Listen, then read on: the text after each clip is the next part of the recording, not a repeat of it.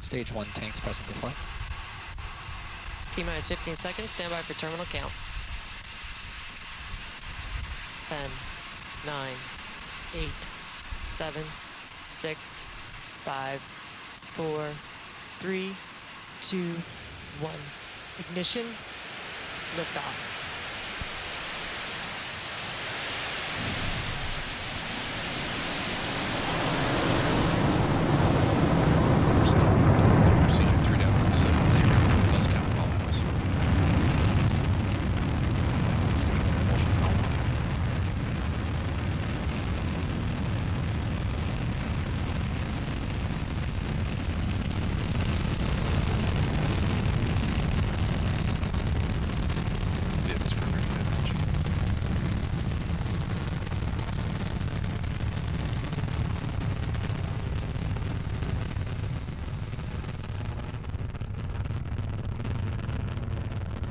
Power and telemetry nominal. And you see on your screen, we have had successful liftoff of Falcon 9 carrying Zuma. We have cleared the tower, so we're now coming up on 2 events that is going supersonic and max Q. Now, maximum aerodynamic pressure is when we are at the point of maximum stress on the vehicle. From that point on, we're going through thinner and thinner atmosphere, so stress will continually decrease.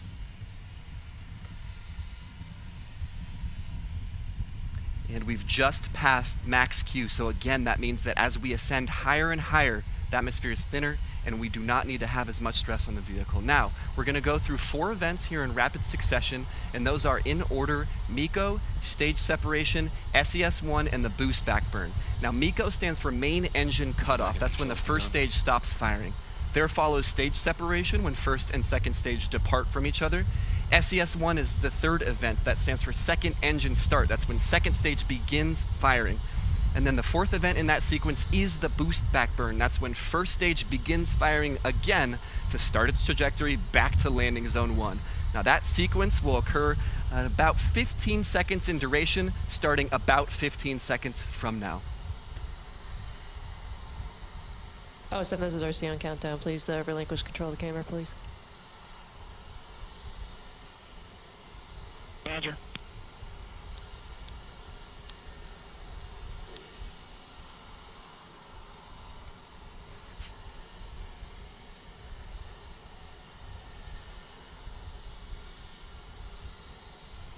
States have confirmed.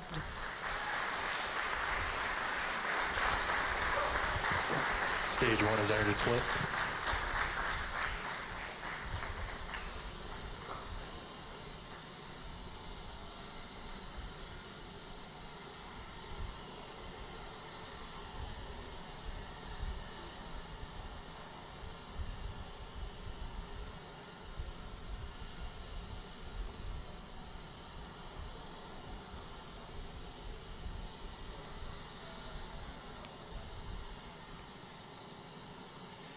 Now we've had successful confirmation of, again, MECO, stage separation, second engine start, and the boost backburn. Next major milestone is fairing separation. That should occur any second now. We're not going to show video coverage of it, but we will confirm that the fairings have separated, meaning that Zuma and second stage are the only vehicles continuing on to their final orbit.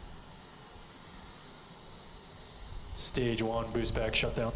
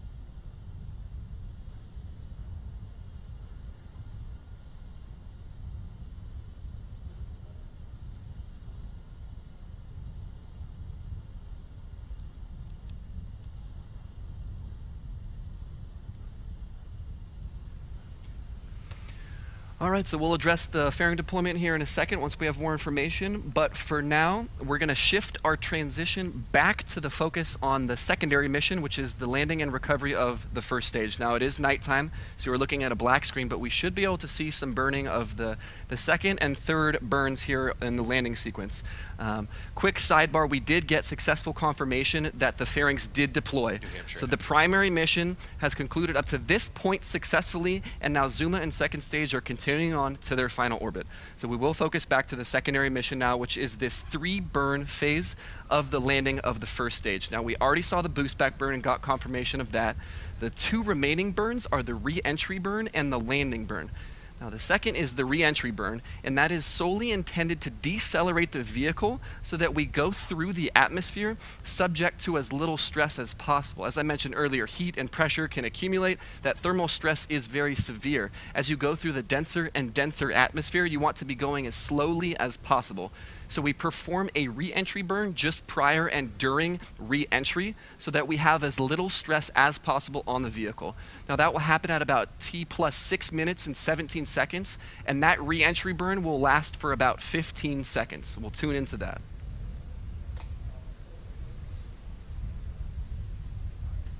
Stage 1 entry burn has started.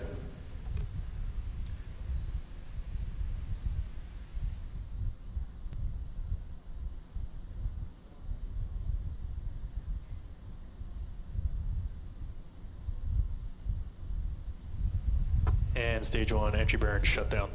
And as you just heard and saw, we had successful startup and shutdown of the re-entry burn, the second of 3 burns in the phase to get back to landing zone 1. Now, the third and final one, as it is self-named, is the landing burn. This one lasts a little bit longer. It's about 17 seconds in duration. It's coming up in about 30 seconds. We should get pretty good footage of it coming down from the top of the screen. And again, that's a 17-second burn. So the legs deploy and we touch down on the surface of landing zone 1 here in this attempt. Stage 1 is transonic.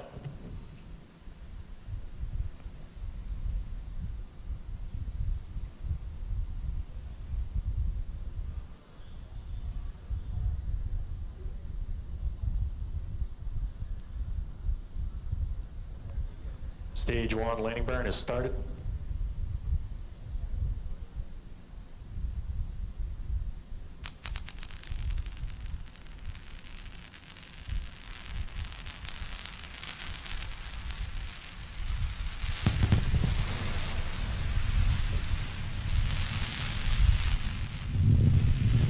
Landing legs have deployed.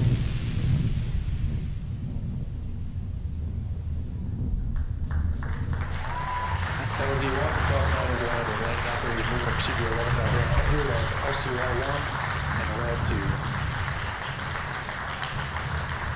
And the Falcon has landed. Now, it was dark, but we saw some great ocular reflection as the heat and the light from the engine reflected off of landing zone 1, so you could see it as it deployed its legs and touched down. Now, with the transition from the successful deployment of the payload fairings and the landing of the secondary mission, that first stage, we'll now conclude our coverage of this Zuma mission. We'd like to thank our customer, Northrop Grumman. We'd like to thank the United States Air Force and the Cape Canaveral Air Force Station Range for all of their support in every single mission. We would additionally like to thank the Federal Aviation Administration for their part in regulating and licensing every single one of these launches.